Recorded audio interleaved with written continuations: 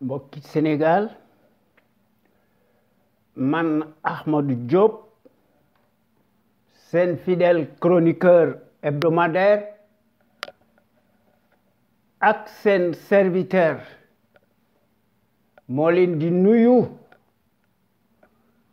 ci sunu waxtaan wi ñu tuddee xew-xew réew mi ma leen koy defal bu soobee yàlla bu ma fi yàlla bàyyee bu leen fi yàlla bàyyee à partir de 17h GMT heure de Dakar soit 19h heure de Paris ñu leen koy defal à travers les ondes de notre radio Sunu Kër FM, la première radio panafricaine nekk ca Californie ca Los Angeles muy sunu radio exceptionnel bu mag bi de renommée internationale kon tey talaata 18 février 2020 sunu waxtaan wi ñu tuddee xew-xew réew mi am na solo duma tàyyi di ko wax day gën a am solo sunu réew mi day buur moo fi nekk tey depuis 12 ans depuis 8 ans fàtte na li taxoon ñu fal ko muy Macky Sall ci 2012 weddi na ay kàddoom ci lépp sur toute la ligne lu mu mas a dige weddi na ko ci sunu digg penc mi ci sunu digg dëkk bi léegi dafa bëggoon nommer à lui seul par décret présidentialiste prédateur le maire de Dakar comme séparation des pouvoirs amu fi Macky nous insulte et insulte par devers le suffrage universaliste des Sénégalais que nous sommes loolu kat moo fi nekk bi pën wure gis nanu dama daan wax ne lii nu gis ci 2012 ci 2013 ba tey jii teeñ bi la rek waaye yen bi dana ñëw na bu baax dis na gann fi mu nekk une justice soumise et aux ordres nekkatuñu justice justicier lañu s'écarte dangereusement de son chemin à jouer lañu ndax dañoo nekk aux attaches du malfaiteur lu ko neex lay def ci Afrique les médiocres de référence font l'histoire à la place des bons minoritaires Macky Sall biñ ko falee ci 2012 dans des circonstances totalement exceptionnelles inédites fàtte na li taxoon ñu fal ko ndax fen na ba jàll léegi nag day addu kalpe di foqar ci c'est le personnage des décrets présidentialistes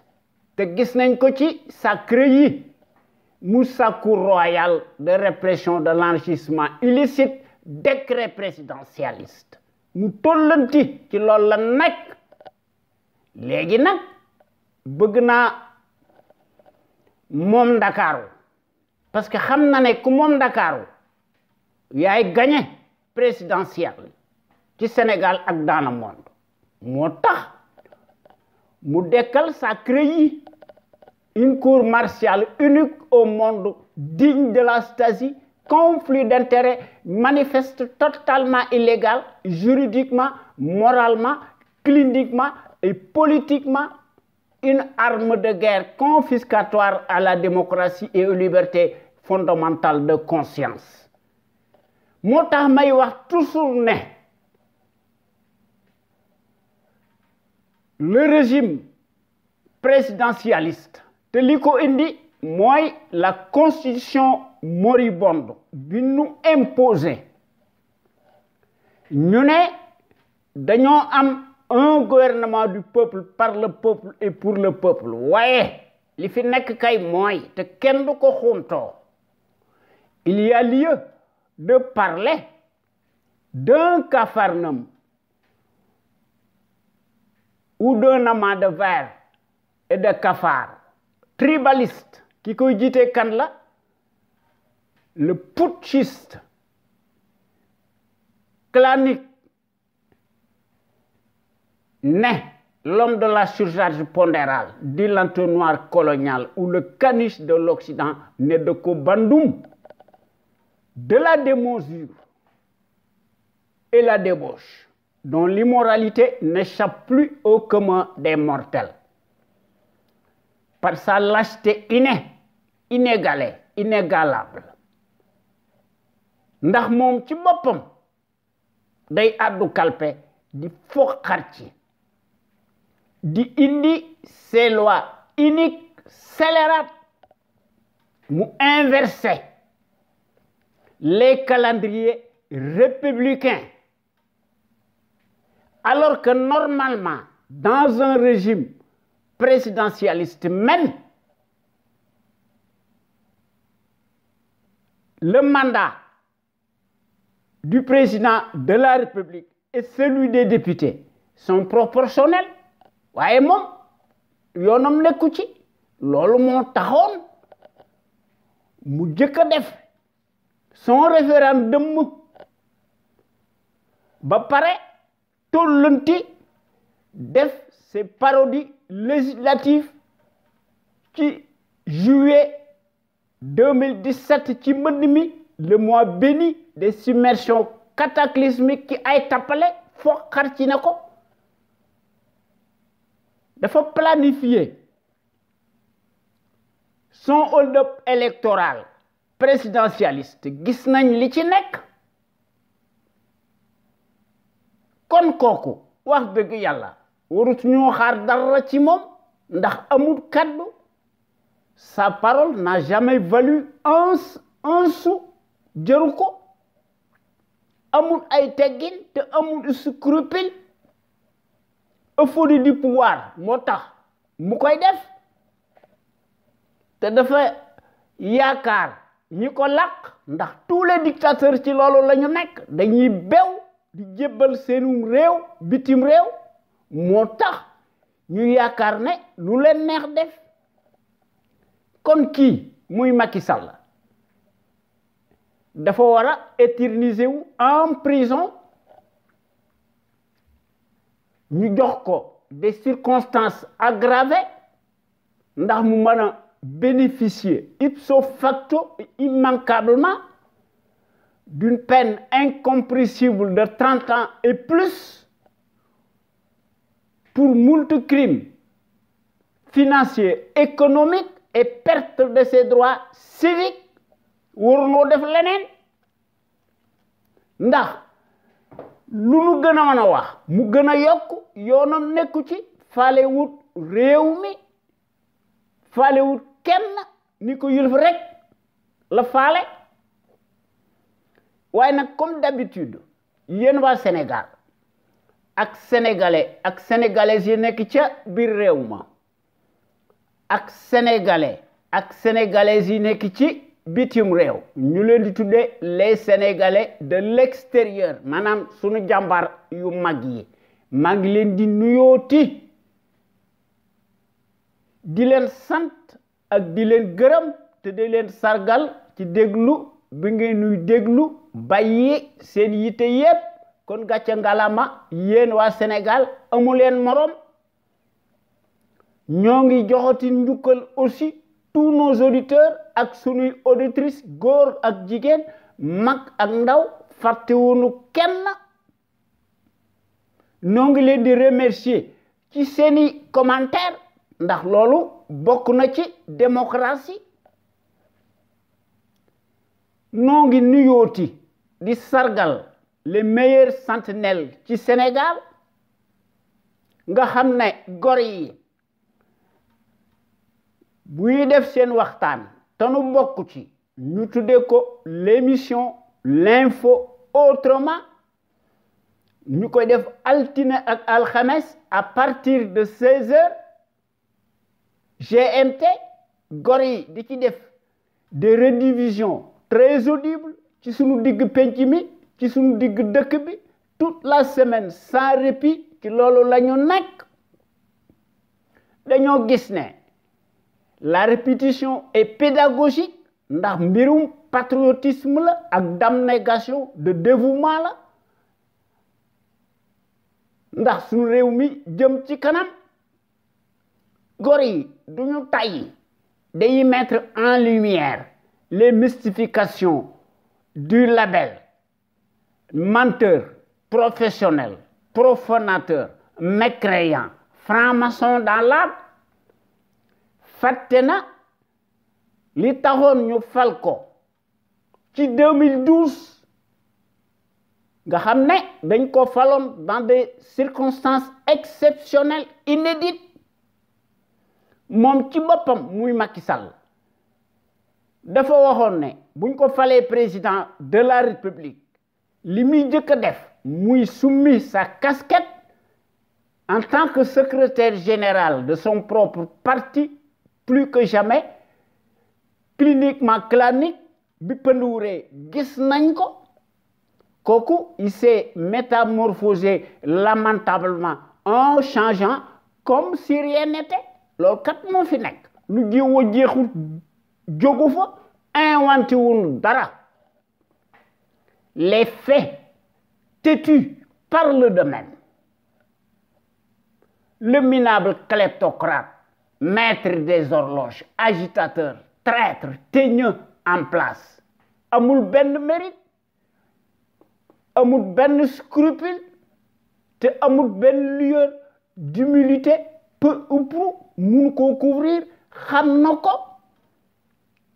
dans son fort intérieur qui est totalement en lambeaux. Macky Sall, c'est un accident de l'histoire. Macky Sall est plus dangereux qu'une enzyme. waaye nag évidemment bi toogee ci siis bi day addu kalpe kooku kon workat bu mag la waaye gor yi nga xam ne ñoo nekk ci sunu plateau bi ñoom day ay jàmbaar yu mag lañu waaye day Macky Sall day toute sa politique daf koo teg ci ay tappale muy utiliser ces justiciers yoo xam ne ñoo nekk ces armes de guerre te loolu wax dëgg yàlla wuute naag li nga xam ne moom la ñu digoon weddi na lépp Macky nous a tous trahis te gor yi ci loolu la ñu nekk ndax lu waxu defu lu ay di njàmbat gor yi duñu tàyyi buñ defee seen waxtaan ba pare te nu bokk ci toute la semaine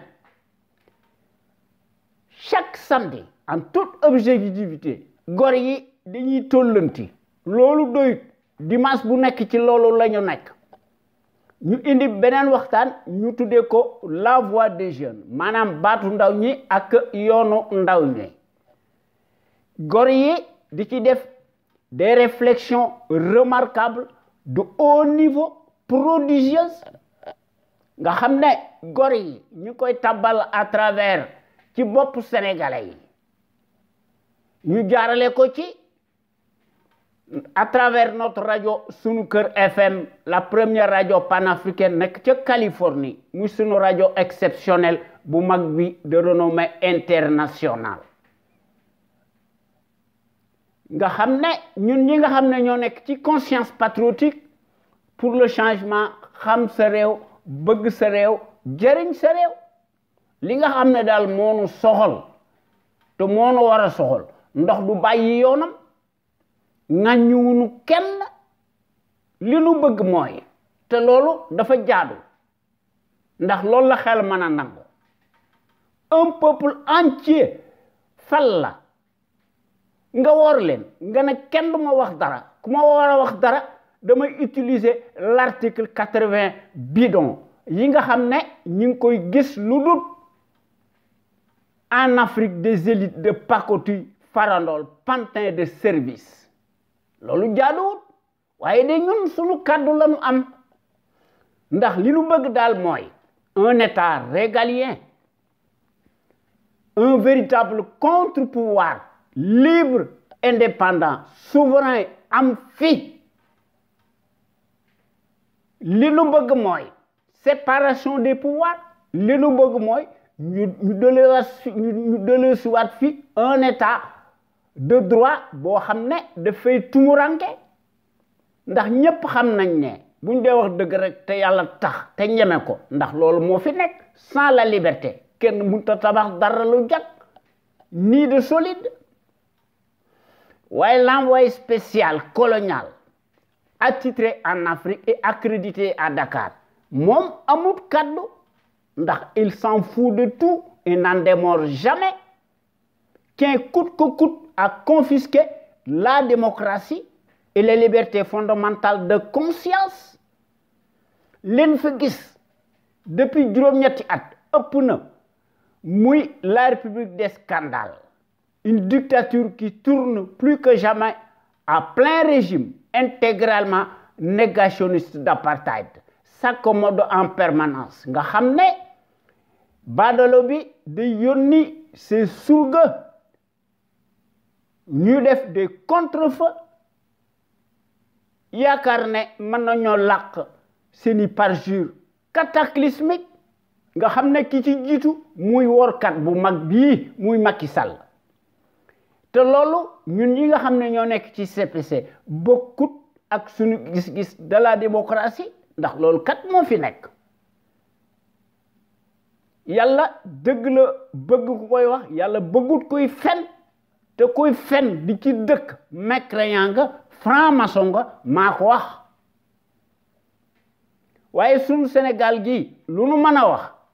dafa mas a nekk un grand pays historique au point de vue du savoir pluriel et de la morale éternelle en puissance waaye la servi bii fi nekk nana cure ndax day occulter la dépendance dynamique coloniale muy Macky Sall le champion de la rupture aléatoire et de la corruption muy Macky Sall le chantre du népotisme et de la pagaille waaye démb une certaine presse qui se déchaînait par son verbatim creux nga xam ne dañ daan déchaîné wu pour un oui ou pour un non et de façon péremptoire abusive même sur l'ancien régime qui en avait naturellement pour son grade était traité de tous les anathèmes du monde et de tous les péchés waaye curieusement bi pënd wure gis nañu ndax la même affluence répugnante nauséabonde dafa changer curieusement sa peau waaye dafa garder sa nature ndax day crypter les discours du caniche de l'Occident ndax Macky Sall bu dee ger di ko def bu baax ci sunu digg penc mi nga xam ne Macky Sall mësta nekk en aucun cas un redresseur des consciences Macky Sall suy ger la même servilité dañuy changer de tonalité et de sémantique waaye nag dañuy arrondir les angles ndax dañuy tempérer seen discours et préfèrent parler de gros morceaux su Macky Sall di ger te presse boobu dañuy participer directement à la corruption te corruption crime la te loolu wax dëgg yàlla noo ngi koy naqarlu ñun ñi nga xam ne ñoo nekk ci CPC waaye nag loolu jaaxalul ci Macky Sall ndax Macky Sall dafa joxoon ay gage ci 2012 gisoon nañu li nga xam ne moo taxoon mu ñëw France di lakk sunu kérosène bi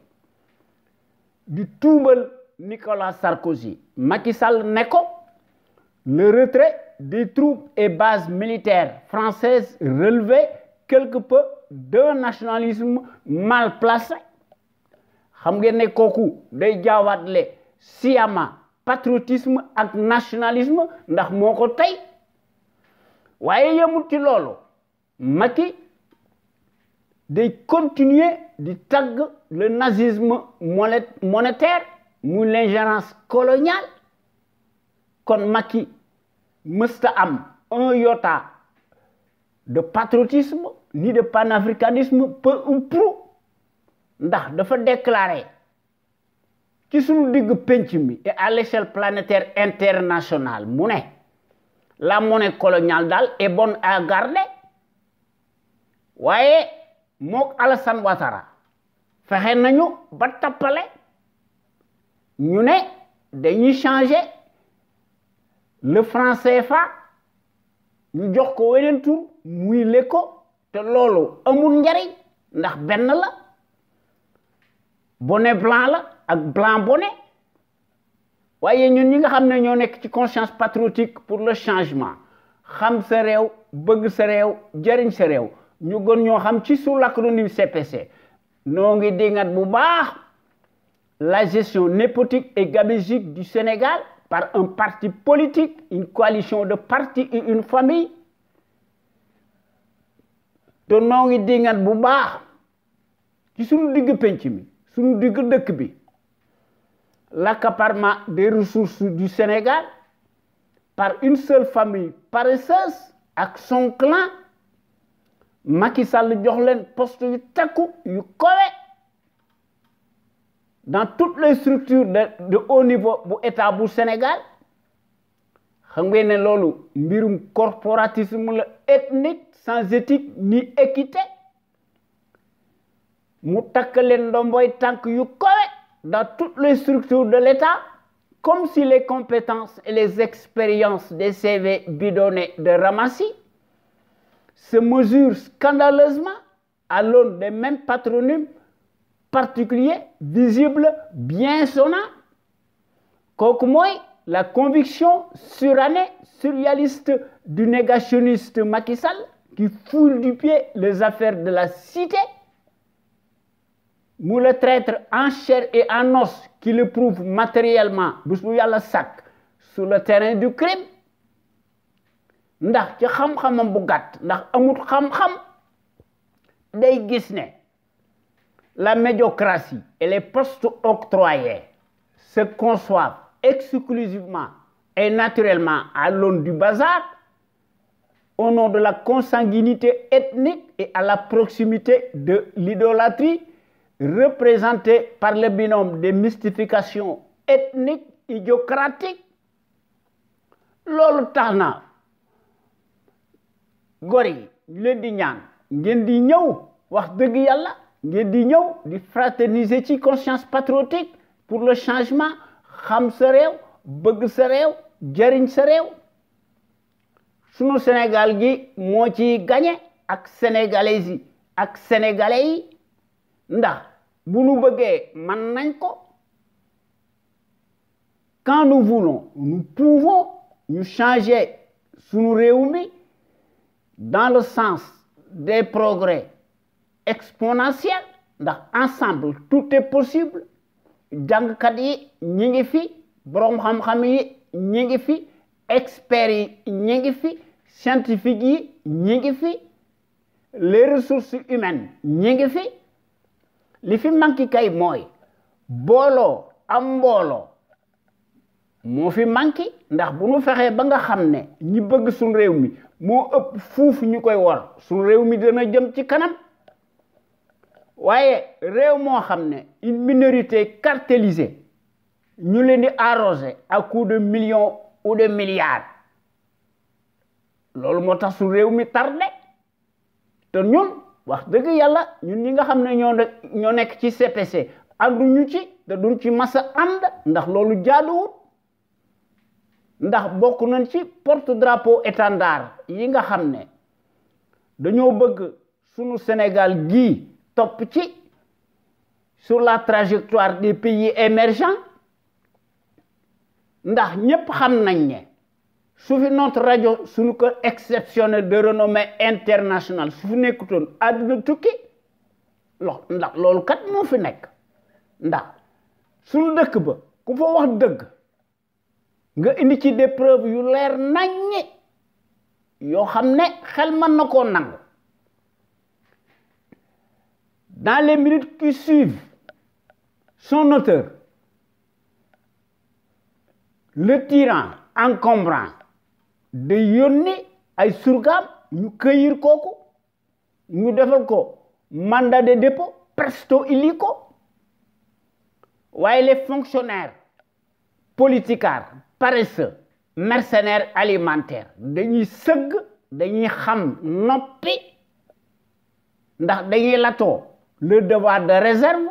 qui n'a pas sa raison d'être ndax soo gisee loo xam ne jaaduwul kooku wërta nekk devoir de réserve waaye nag loolu jaaxaluñ ci ñoom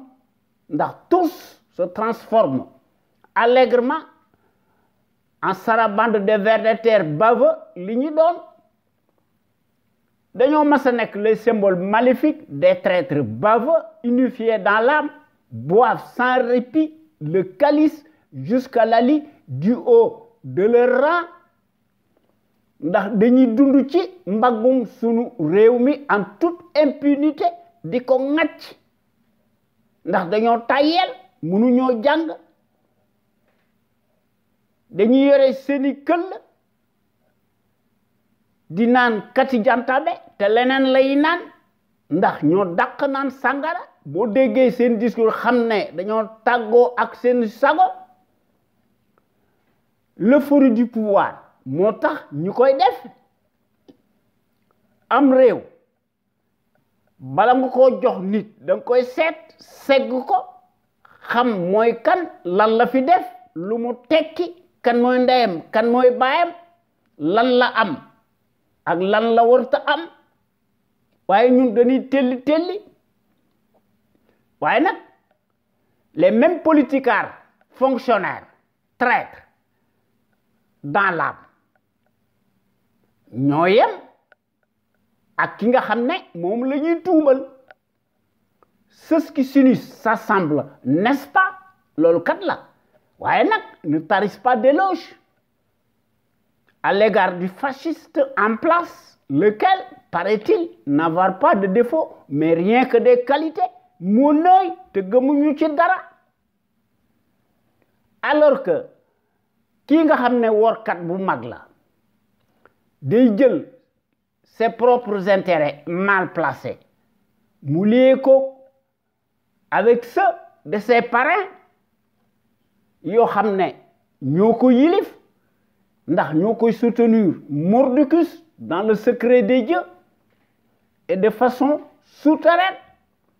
ñu koy def nag au nom de la soi-disant stratégie géopolitique internationale golo di bay babun du dunde waaye nag loolu jaaxaluñ ci baadoolo bi ndax un fonctionnaire si riche n'est jamais synonyme de patriotisme kon kooku mësta nekk kilifa waaye dafa mas a nekk un indigne chef de bande d'un parti politique cliniquement clanique te wane ne ko à maintes reprises ci sunu digg penc mi sunu digg dëkk bi muy le pion Macky Sall le label du foutoir en chair et en os nga xam ne démb ak tey jii ndax tey jii la wàllu gën a aay dañ koy peindre sous les défroques victimaires de l'heure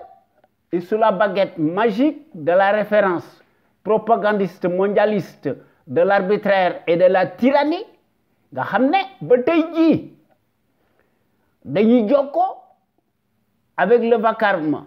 hystérique de la servitude endogène en place loolu moo wane ne aujourd'hui plus que jamais le larbin continue de jouer nécessairement sur le piano américano-français waaye nag yoonam nekkul ci à nos attentes pressantes sociales urgentes il s'en fout de tout et n'en a cure passe tout son temps à restreindre drastiquement davantage la liberté d'expression te gis nañ ko ci sa loi scélérate muy le code électronique des communications waaye yemul ci loolu ci guerre la nekk ndax daf koy def ci les consciences abîmées présumées notables de l'heure te day addu kalpe ndax day commander bés bu yàlla sàkk du matériel de répression à sa clientèle préférée waaye nag les populations sénégalaises siphonnées astiquées ñu considérer leen comme un matelas financier extensible ñu leen di cribler d'impôts et de taxes de toutes sortes ñooy fay bor bi te bor bi dis na gan yet wi li di duma ñoo koy jënd te loolu doona kiimaan te kooku Afrique dong lañ ko gis waaye ñun ñi nga xam ne ñoo nekk ci conscience patriotique pour le changement xam sa réew bëgg sa réew jëriñ sa réew sunu Sénégal gii daal wax dëgg yàlla il faut que ñu teg ko dans la bonne direction en tout cas ñun ñi nga xam ne ñoo nekk ci conscience patriotique loolu daal moo nu yiteel ndax il faut que nu fexe ba sunu Sénégal gi yilif boppam lépp loo xam ne mi ngi koy def mu def ko ci coobarey boppam ndax sunu Sénégal gi mën a retrouver waat sa dignité ak sa plénitude ak son rayonnement boo xam ne mi ngi koy def librement sur des bases voulues à l'instar des nations émergentes te loolu du ma tay di ko wax ndax hier comme aujourd'hui depuis 16 ans notre radio sunuker.com qui est à l'avant-garde et à la pointe du combat juste et pour l'émergence du Sénégal debout et fier de l'être sunu rajo bu mag bi mësta nekk ci les chantiers battus ndax sunu rajo bu mag bi day proposer du neuf ndax day briser les tabous te day bousculer les idées reçues te day innover te day populariser la démocratie ndax sunu rajo bu mag bi lu nu mën a wax mësta nekk ci les conventions ubuesques de l'establishment sunu rajo bu mag bi dafa mas a nekk ci yoon wi nga xam ne moo ko tracé ndax sunu rajo bu mag bi dafa mas a nekk dans sa trajectoire révolutionnaire qui évolue dans le bon sens des valeurs et des progrès immenses, exponentiels, salutaires et indispensables pour que nous soyons capables d'assurer le destin de notre pays sur des bases voulues, en toute logique et en toute conscience. Ndax qu'on le veuille ou non, n'en déplaise à la pestilentielle de la paire, notre média est devenu plus que jamais un phénomène de société, reste plus que jamais le seul à aborder librement les sujets les plus variés qui sont considérés comme la loi de l'omerta, en particulier la gouvernance politique, bancale, indignement ethnique, que les médias serviles du service public, ces médias yooyu bu ñu ko seetloo ba seetlu ko c'est toujours les mêmes ñoo fa nekk ndax c'est les mêmes patronymes particuliers visibles bien sonnants te gis nañ ko ci la maison présumée de la presse te gis nañ ko ci APS te gis nañ ko ci RTS la radio télévision Racine Talla Macky Sall te loolu moo nekk ci Soleil Yakham Mbaye day xar mat ñoom ñëpp tous les médias presque passent tous au peigne fin tous arrimés et deviennent de facto des instruments alimentaires politiques soumis aux ordres monopolisés par le pouvoir calamiteux tortionnaire usurier ndax dañuy xam noppi di sëgg di yalwaan amuñu benn yota de patriotisme ni de civisme encore moins de panafricanisme waaye nag suñu rajo bu mag bi mooy mottali seeni ndëngte te gis nañ ko tant par la qualité des informations qui sont publiées à travers notre site sunuker.com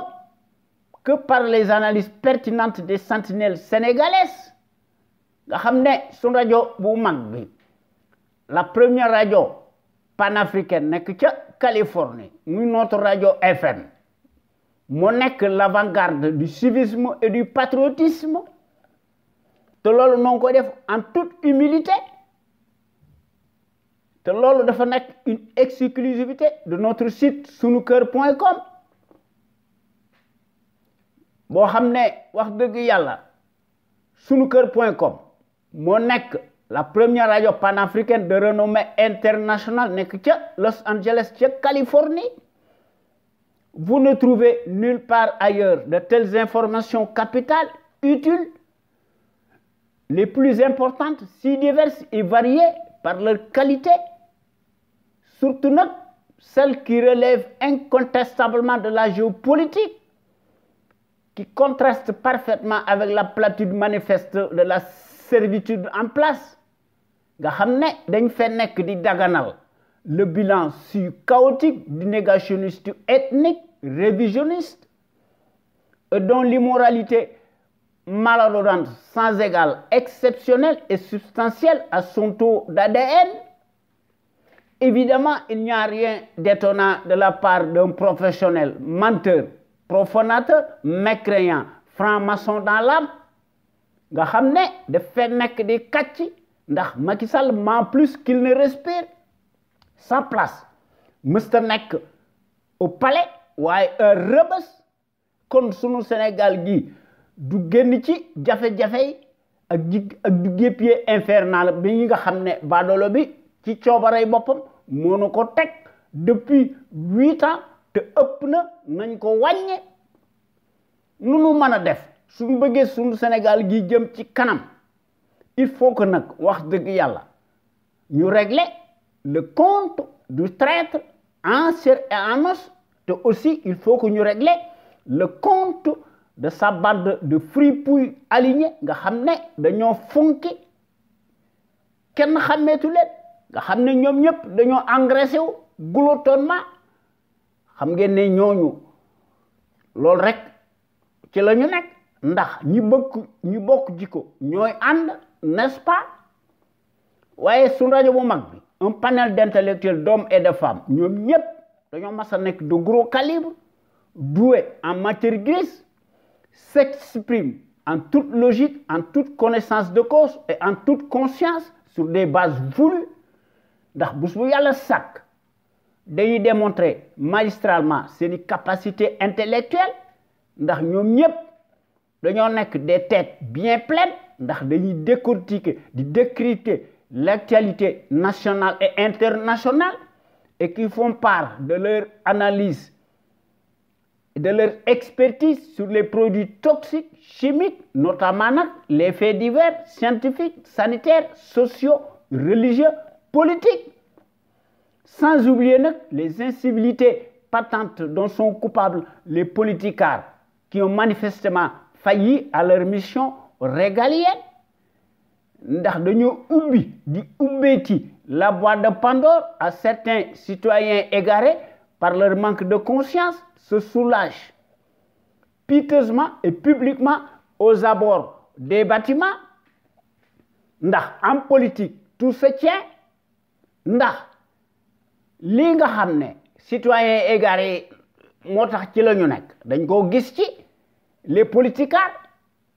kon soyez plus nombreux ngeen di déglu notre rajo Sunuker FM wala ngeen yore seeni xalima ngeen indi seeni audio te dara leen ci fekk des na ko publier bu soobee yàlla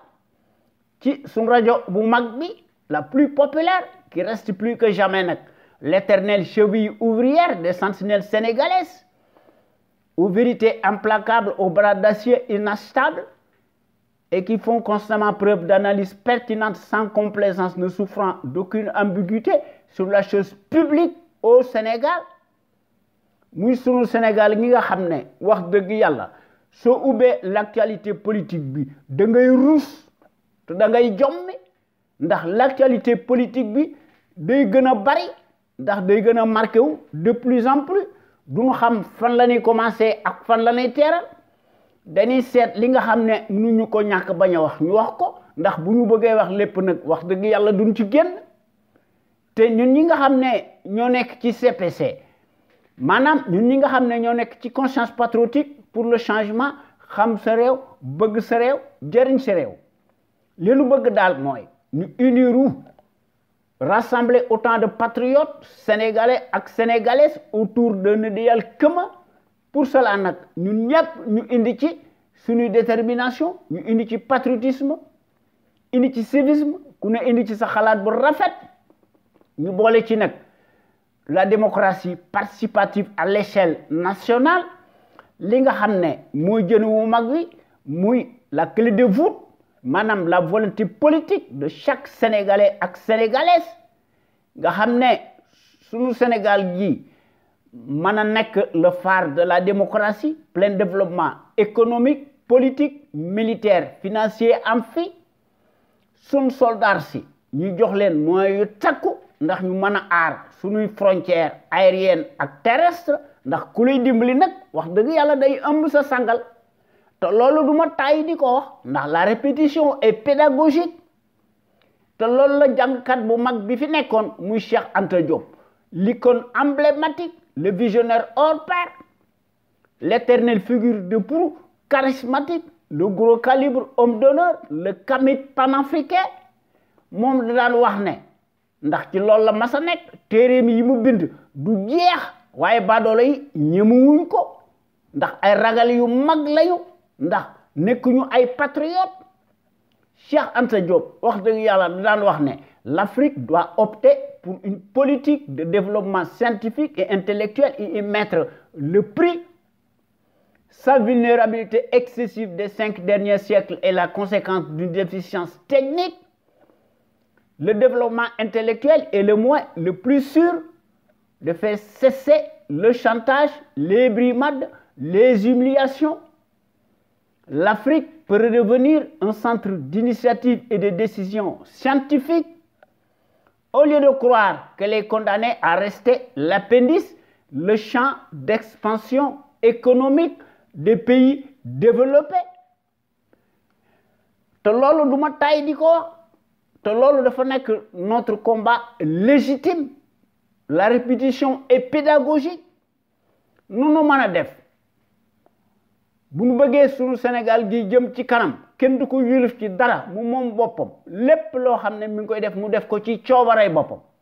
il faut que ñu réformer impérativement le régime présidentiel prédateur ñu remplacer ko par un régime parlementaire beaucoup plus juste et beaucoup plus équitable leneen lu nu mën a def day nekk lu dul un coup d'épée dans l'eau kon suñu Sénégal gi il faut que ñu tabaxaat ko remodeler ko ñu indi fi des principes démocratiques et des institutions fortes inviolables respectées par des patriotes sénégalais ak sénégalaises imbus de la fibre d'honneur comme bonne gouvernance irréprochable ak un état de droit dana fi am ñu yemale ñépp nga xam ne séparation du pouvoir daf fi am ndax su boobaa buñ fi indee un régime parlementaire président de la république day nekk lu dul un symbole te loolu wax dëgg yàlla dafa nekk notre tâche plus primordiale kon il faut que nu nu mën a def il faut que ñu créer les conditions optimales obligatoires ñu indi fi une véritable gouvernance politique économique saine transparente financière attentive ñu seet li nga xam ne mooy njëriñu sunu réew mi muy nos intérêts légitimes pour toutes ces raisons nag il faut que li nga xam ne mënta ñàkk ndax moo jiitu ñu teg ci suñu bopp réew mi de véritables sentinelles sénégalaises charismatiques de manière qu'elles soient en mesure de créer une impulsion dynamique pérenne suñu Sénégal gi aar boppam yilif boppam. Cela étant dit, il faut que nous cultivions le patriotisme, la démocratie, la justice sociale, l'éthique, l'équité, l'unité nationale, la sécurité, te lu ci manqué dara du xew loolu kat moo fi nekk loolu tax na ba nga xam ne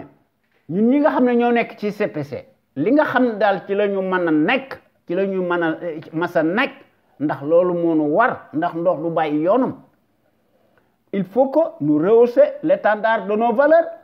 Pour cela, nous devons nous inspirer et puiser dans le trésor inestimable de nos valeurs hommes d'honneur. Ay soufi yu mag lañu jàngkat yu mag lañu ñu tëdd ci suñu digg dëkk bi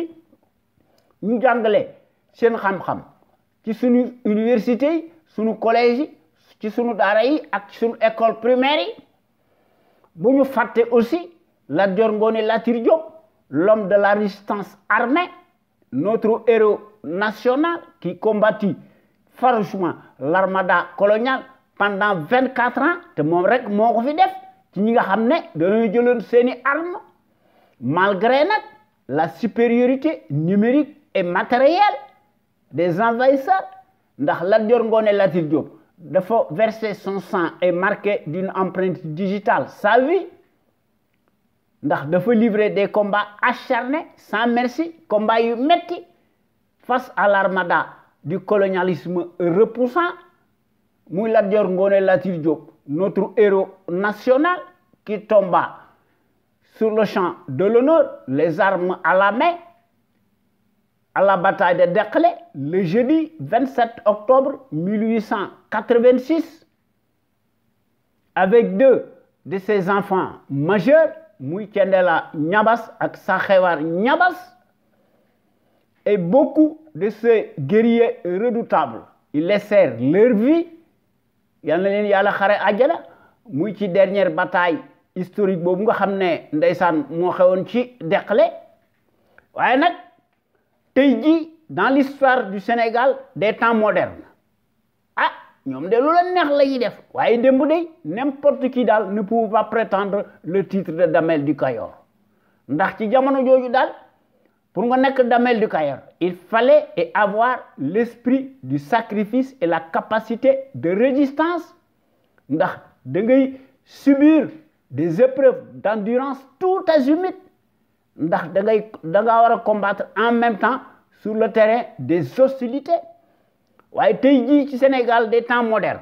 nos soi-disant présidents de la République nga xam ne dañoo tayyel presque tous dañoo mas a nekk des multimilliardaires par des raccourcis politiques des postes de nomination tànn sa bu la neex se réduisent en roitelets pour n'être que des abrutis poltrons des clowns de pacotille dévergondés entourés de garde-corps se donnent piteusement la qualité de dirigeants imaginaires moo tax suñu réew mi tardé comme bu ñu fàtte les gros calibres de la trempe de Cheikh Anta Diop ak Mamadou Dia que sais-je encore ndax boroom xam-xam yi mi ngi fi ñàkku fi il faut que ñu cultiver fii le civisme chez les populations le civisme dafa mas a nekk le réflexe décent de tout citoyen responsable qui a sa place dans la société. Le civisme implique le savoir-faire et la civilité lorsqu'il s'agit de la chose publique. ndax soo amee ay devoir da nga am ay droit waaye Macky Sall de moom yaakaar na ne ay droit rek la am te loolu wane na ko bu baax wane na ko fukki yoon ci la dëkk guddi ak bëccëg te naan maa tey waaye nit ñi nga xam ne ñoo nekk ci conscience patriotique daal loolu bokkut ak suñu gis-gis de la démocratie ndax bokk nañ ci l'avant-garde des consciences yi nga xam ne dañoo bëgg a yee nit ñi exclusivement sur la chose publique ndax ku yor sa kër kenn du war a wax dara ndax ci loolu wax dëgg yàlla noo ngi ciy def une vaste campagne de sensibilisation massive de manière que chaque citoyen sénégalais ak citoyenne sénégalaise fu mu mën a nekk ci adduna bi dafa war a am le devoir moral de s'armer de son bulletin de vote mu seet ki nga xam ne ginnaawam set na biiram set na ñu seet démb lan la fi def kan mooy ndeyam kan mooy baayam fan la jànge est-ce que lim am jaadu na wala jaaduwut su fekkente ne bii jaadu na ñu woteel ko librement en toute logique en toute conscience et en toute indépendance seet ki nga xam ne nekk wax dëgg yàlla kenn mënu ko tuumaal ci dara lu néew ko bari maanaam seet ki nga xam ne moo défendre l'intérêt général ñu woteel ko su fekkente ni bii ne élection am na waaye day baadoolo bii fi nekk de di àddu kalpe ay carte day moo tax mu falu ndax fen na ba jàll waaye bi mu faloo wone na ni mu mane waaye nag kooku jaaxaluñu ndax koo xam ne da ngaa sàcc say milliards ñëw au pouvoir à cause de l'esclandre de ces milliards sortis de terre on ne sait où kooku noonu rek lay mën a gouverner ndax moo nekk son ADN ndax jikkoom la affaire deret la amut kaddu te warkat bu mag la ndax démb kontuwut te ji mooy compté te démb da doon ñaawlu li fi nekkoon te gis ngeen bi nga xamante ni bii ne Abdoulaye Wade daf ko bëggoon a tëj ci kaso bi mu dem ci sëñ Baara di fa tinu waaye nag tey baadolo bi day kenn xàmmeetu ko ndax traître yi ci loolu la ñu nekk kon leneen moo ko fiy jële en tout cas du ay suffrage universel daal moo ko fi jële man de loolu lay yaakaar ndax baadoola du génn mukk ci pouvoir bi par le suffrage universel waaw il faut que ñu contraindre ko nag par la force kon il faut que ñu génn ci suñuy convention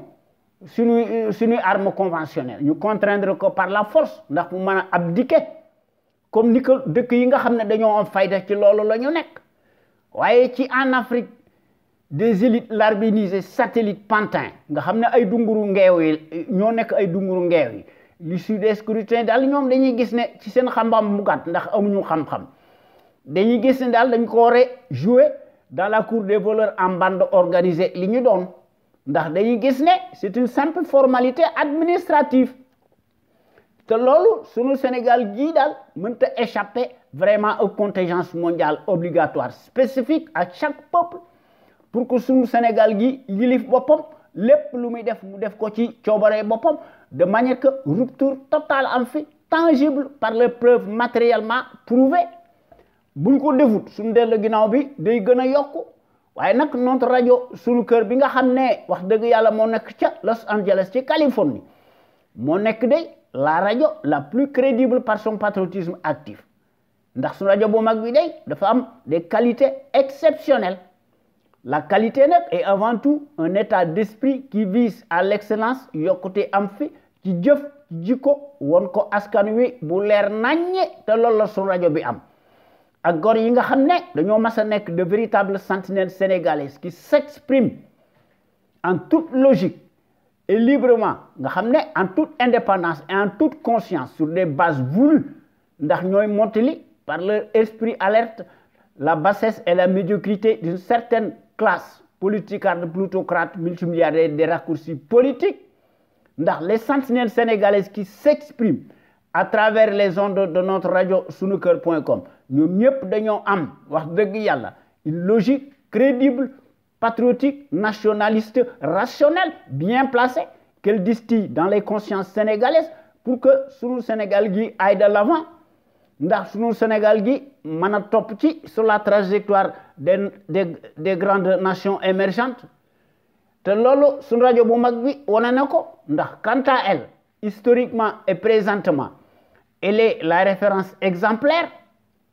et à la différence d'une certaine servilité achetable de référence s'accommode mécaniquement et hystériquement par la désinformation et la manipulation n'agit qu'au doigt et à l'œil du régime capitulaire, négationniste et de son chef valet, menteur professionnel, profanateur, franc-maçon, nègre de service en place à du kalpe muy Macky Sall waaye nag notre radio sunuker.com lu nu mën a wax fidèle à elle-même nag bu ñu dee wax dëgg rek te yàlla tax dans sa ligne éditoriale qu'on lui connaît nécessairement reste plus que jamais nag le rempart de la démocratie réelle qui porte par excellence la marque du support médiatique sénégalais le plus libre pour son indépendance plausible par rapport à un exécutif corrompu, juge et parti impulsif et qui dicte par devers sa propre loi arbitraire au nom de la tyrannie pour faire taire toute voix discordante des opinions libres. ndax sentinelle sénégalais yi nekk ñu fi rek di ŋàññi wala di sànni ay xeer wala ñu wax ñu leen neex ndax chaque jour que Dieu fait dañuy proposer des solutions concrètes pérennes tangibles ndax suñu Sénégal gi mën a nekk un pays émergent nga xam ne day wuuteeg saay-saay yi nga xam ne dañoo nekk ci seeni menterie inflationniste fasciste Macky Sall le prouve éloquemment sur le terrain du crime waaye sentinelle sénégalais yi de ñoo mas a nekk fi ñu nekk ndax amu ci kenn koo xam ne ci ñoom am nga benn complexe lu néew ko bari ndax ñoom ñëpp li ñu xalaat dañ koy wax bu leer naññi ci sunu digg penc mi ci sunu digg dëkk bi ndax ñoom ñëpp nag dañoo am un savoir-être un savoir productif actif yoo xam ne wax dëgg yàlla kenn mënu ko weddi kon nag tey danañ wax ci sunu thème mu tey bi daanaka sax mas nañ koo aborder xanaa kay dañ koy gën a yokk ndax sénégalais yi ak sénégalaises yi ku ne am ci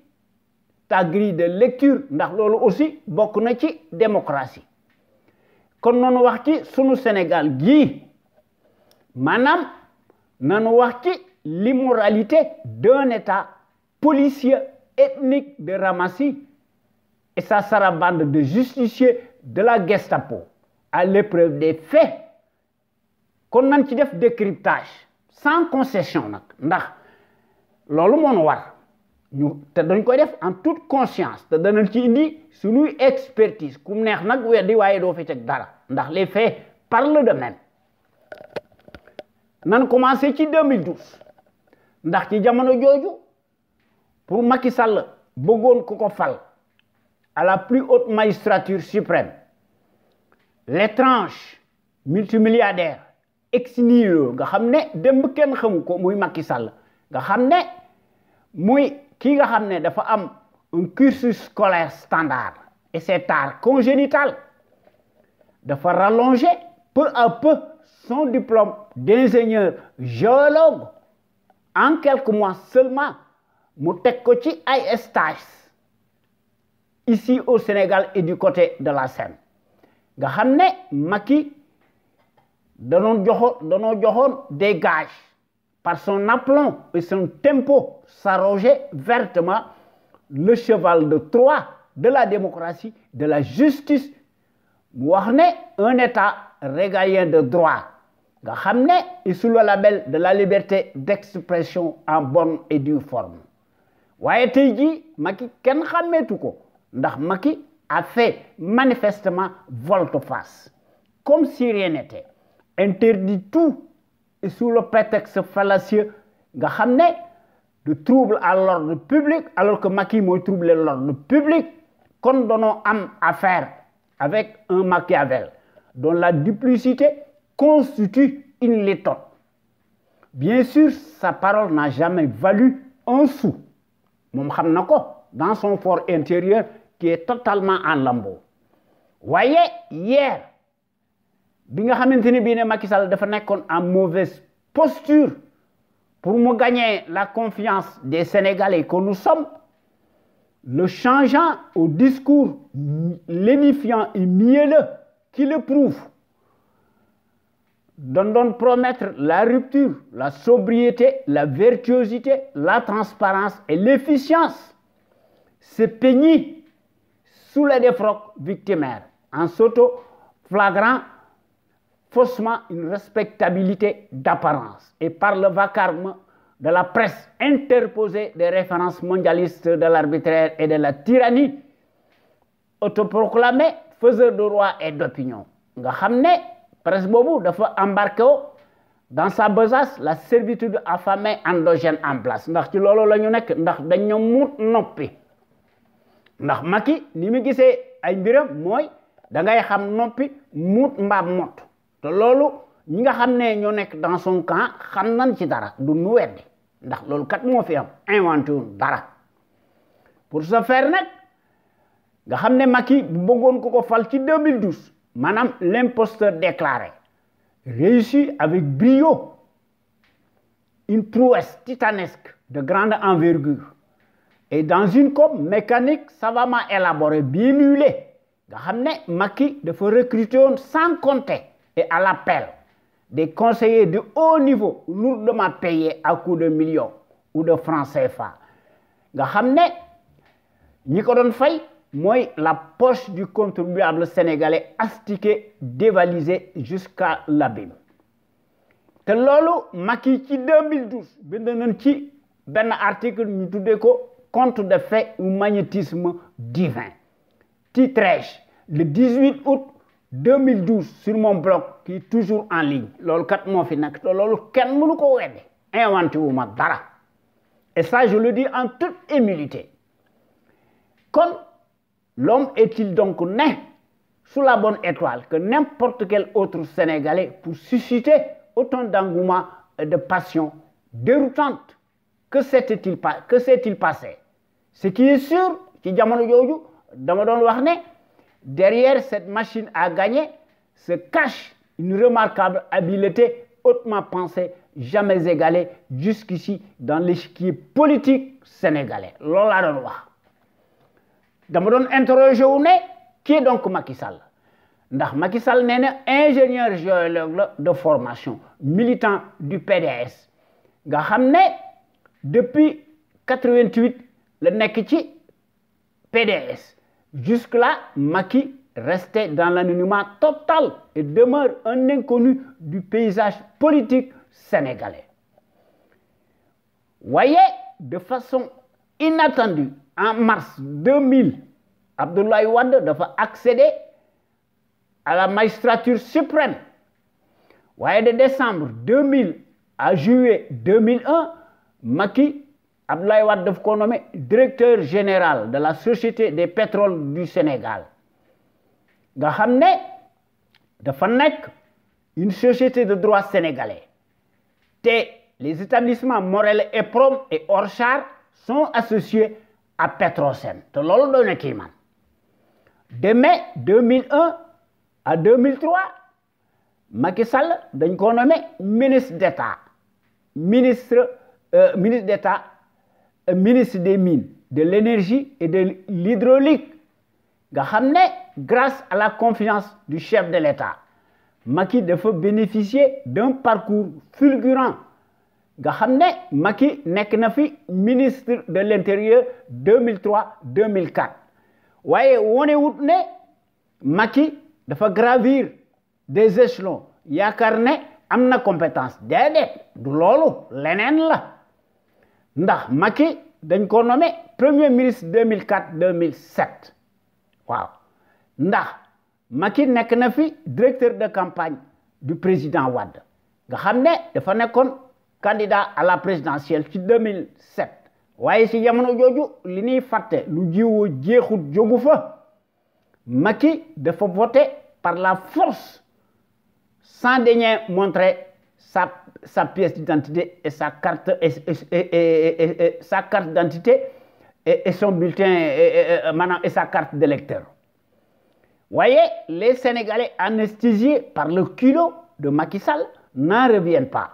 Voyez, gis nañu kon kooku dafa annoncer les couleurs. Comme sous les faux habits d'un démocrate imaginaire, afin de se donner une posture internationale et une publicité mensongère, Macky Sall, bi nga xamné Abdoulaye Wade daf ko nommé président de l'Assemblée nationale de l'époque,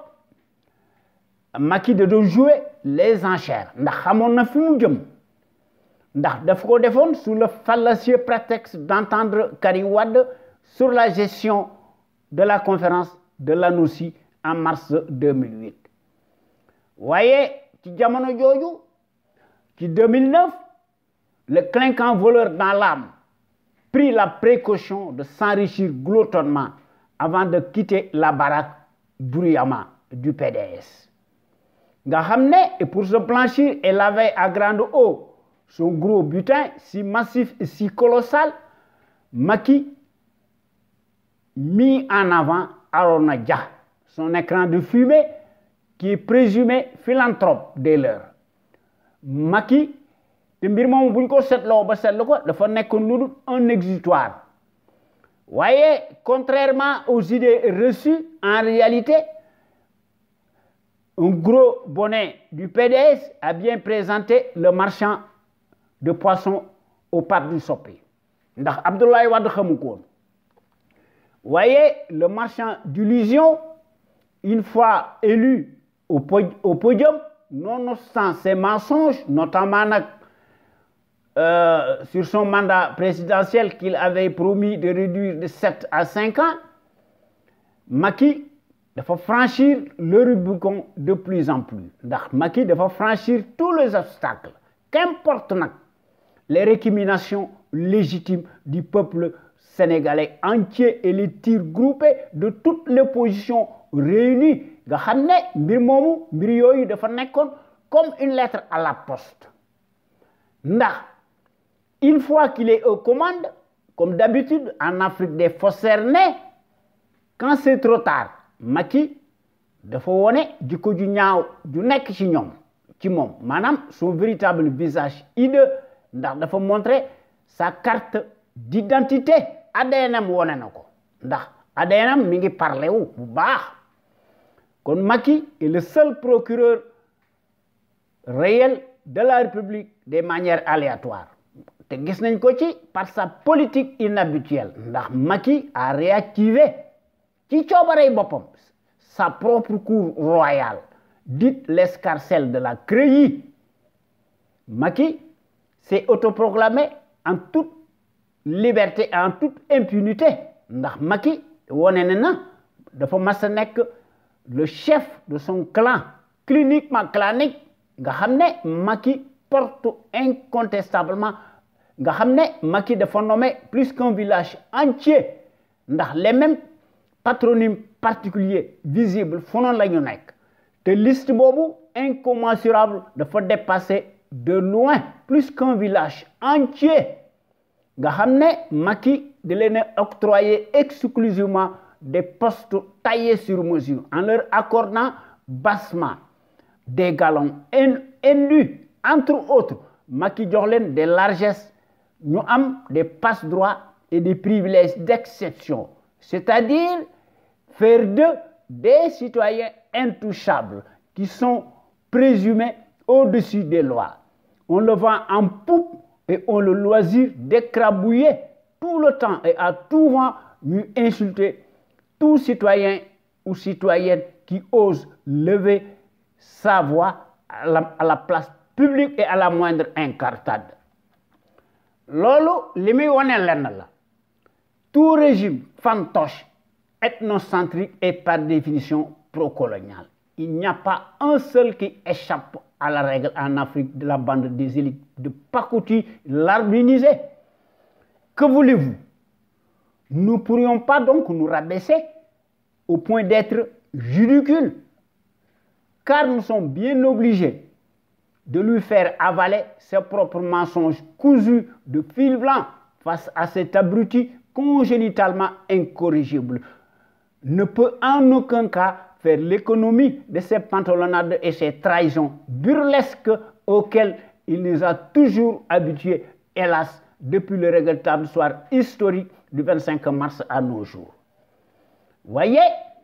vous serez tombés des nues en écoutant le générique, c'est-à-dire la bande-annonce de l'émission L'Info Autrement, qui est radio-sunuker.com, dans laquelle, comme tout félon égocentrique, pion, pantin, opportuniste, arriviste de son rang, Macky tissait sa toile d'araignée dans le secret des dieux. Voyez, comme on dit, pour aller de l'avant et ménager sa monture, la mouture taciturne ou l'hypocrite en chair et en os des postes de nomination tànn-sablonnaire muy l'ex nihilo, venu de nulle part, dafa doon afficher une fidélité d'apparence à l'égard de son mentor.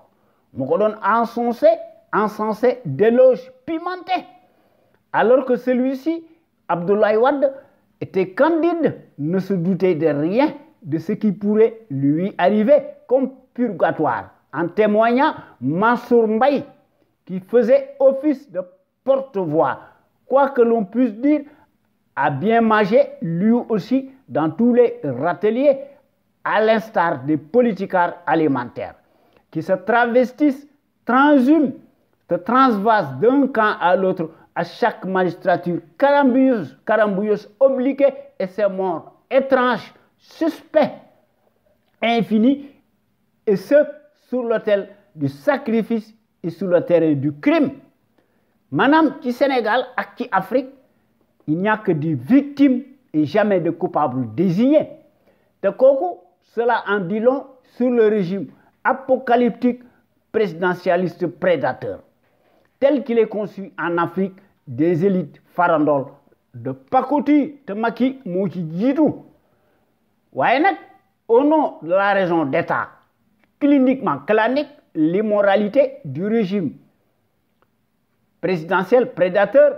d'un État policier et sa sarabande de justiciers de la Gestapo veulent à tout prix crucifier et sacrifier sur l'autel de la rengaine Guy Marius Sagna, le modèle, le résistant, patriote et militant incontesté et incontestable des droits de l'homme. En tant que citoyen libre et indépendant, malgré le tollé généralisé des indignés que nous sommes, continue de croupir dans les goulags du référent nègre de service. Guy Marius n'a eu qu'un seul tort que de vouloir manifester légitimement, librement contre les graves dérives tyranniques, corrodantes, abusives et les dysfonctionnements récurrents, cataclysmiques du pouvoir autoritaire apocalyptique et son écosystème d'apartheid visiblement dompté et enjolivé. Lol kat lañ fa gis ndax loolu moo fi nekk waaye Macky au lieu que mu def preuve de discernement et de lucidité ndax mu mën a mettre de l'eau dans son bissap, Macky loolu du ko def ndax Macky dafa mas a nekk le tribaliste ndax moo nekk l'éternel casseur du siècle au Sénégal, fait son éternel numéro et continue inlassablement son escobarderie par son misérabilisme affreux qu'on lui connaît. Tiens, Mordicus a protégé par devers contre vents et marées et indignement son escarcelle aligné de la sarabande. Madame, la servitude de ces rabatteurs, d'abrutis, défroqués, détestables, et dont l'immoralité palpable, sointante, ne se discute plus au Sénégal. Voyez, le ridicule ne tue plus, circuler, il n'y a rien à voir. Voyez, les mêmes cancres coupables des Borgondais, de la particratie jusqu'à l'Ali, se disputent leur déshonneur et sans scrupule, se conduisent tous irrémédiablement et lamentablement en ribambelle de bandits notoires, ligués les uns aux autres, et dont le moins qu'on l'on puisse dire sont cernés de toutes parts par les affaires tendanciellement scabreuses infinies qui se corsent de plus en plus à la pelle, continuent de défrayer quotidiennement la chronique et la une chaque jour que Dieu fait, et auquel s'y ajoute nécessairement et abondamment, notamment le scandale du coude au cœur de l'État, apérisé, que l'on pourrait qualifier à juste titre de mafieux indécrottable. Lolo mo fi nek.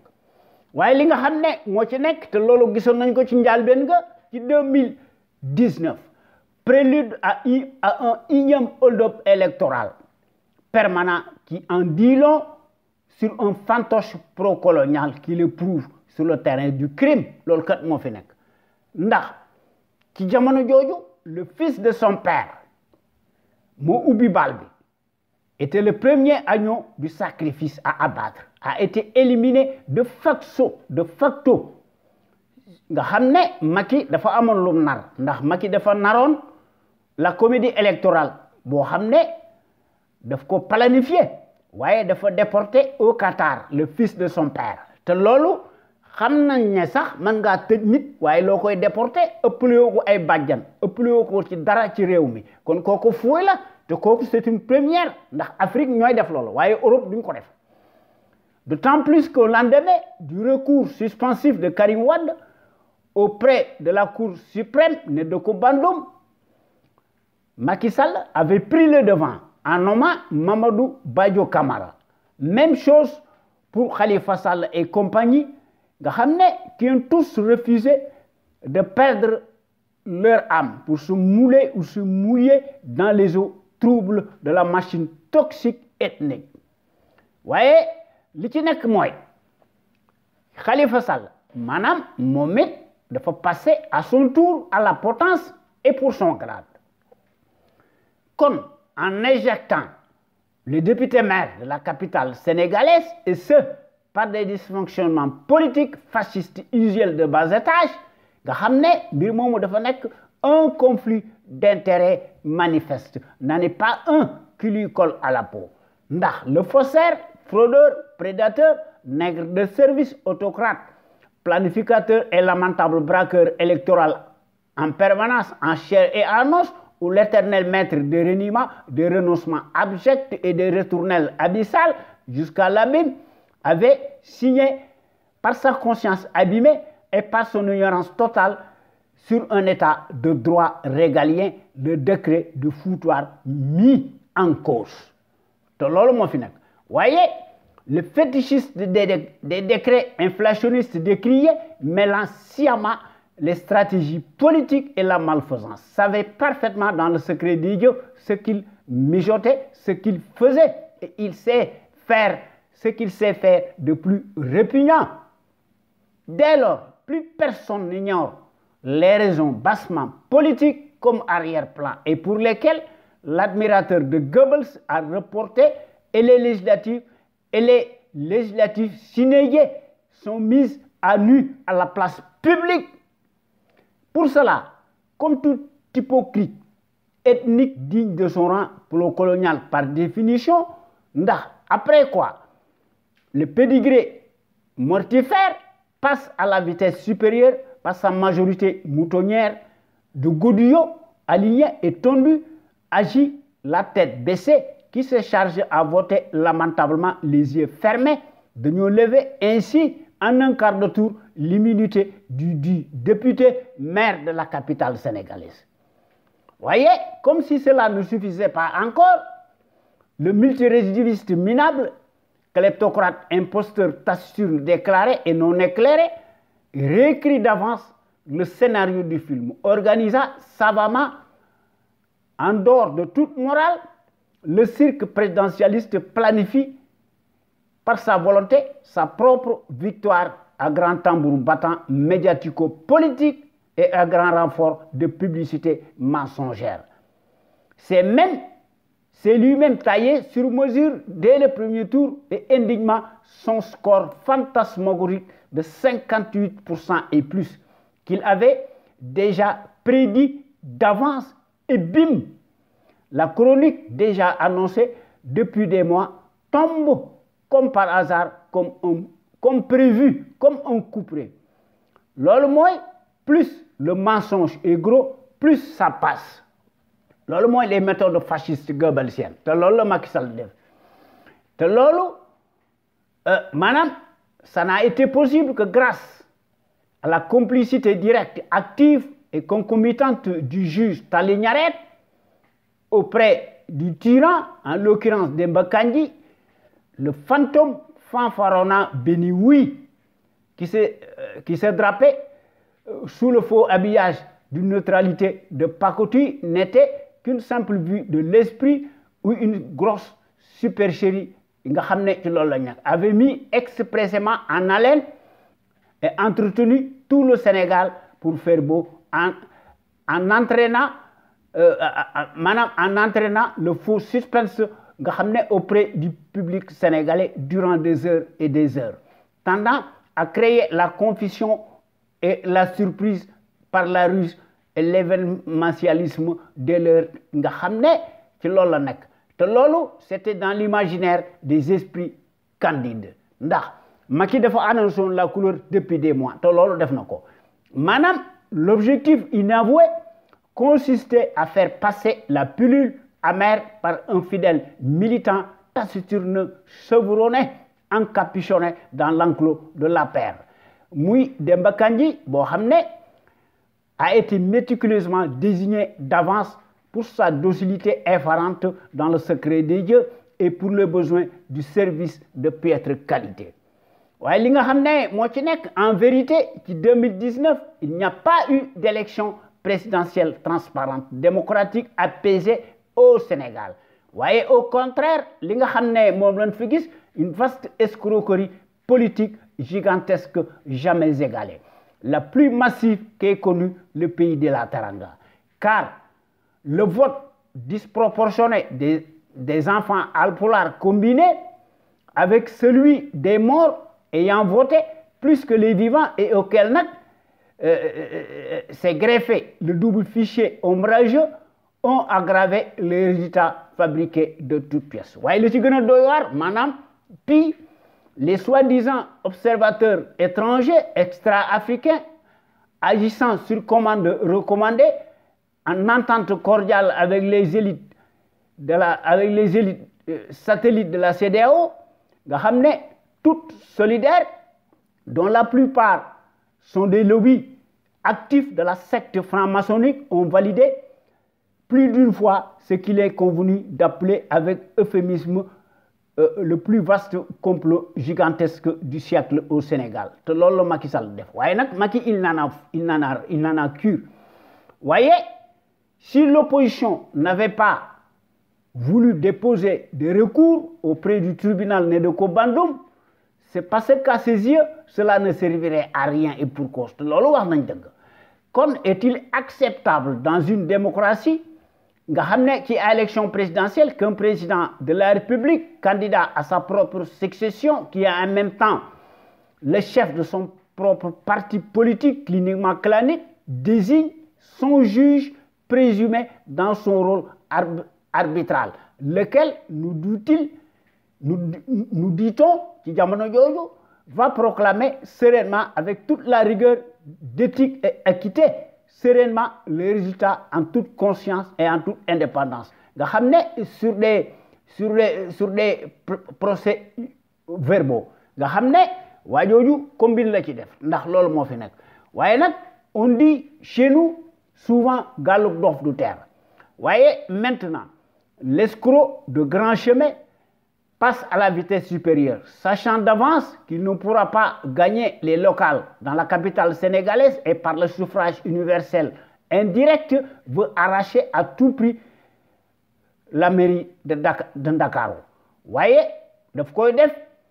par la mécanique muy le repoussoir incarné par le décret présidentialiste confiscatoire à la démocratie et aux libertés fondamentales de conscience te loolu buñ ko seetloo ba seetlu ko il s'agit plus d'une fois d'une insulte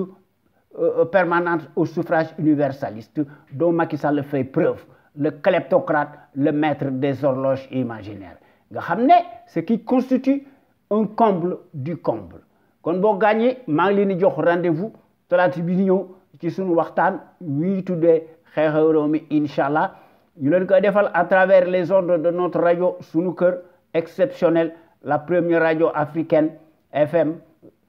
de renommée internationale nekk ca Californie ca Los Angeles muy sunu rajo bu mag bi de renommée internationale merci jërëjëf